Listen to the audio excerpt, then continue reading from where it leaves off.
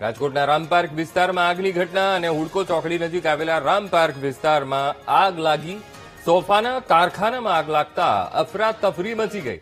આગ લાગતા 3 લોકો ફસાયા હોવાની માહિતી મળી રહી છે અને શોર્ટ સર્કિટના કારણે આગ લાગી હોવાનું પ્રાથમિક તારણ એ સામે આવ્યું છે.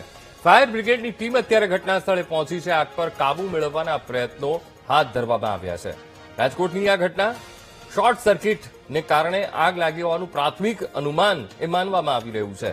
આ જ મુદ્દે સંવાદદાતા શનિ મૈયડ ફોન લાઈન પર. શનિ, રામપાર્ક વિસ્તાર કે જ્યાં આગની ઘટના છે, સ્થિતિ શું છે ત્યાં?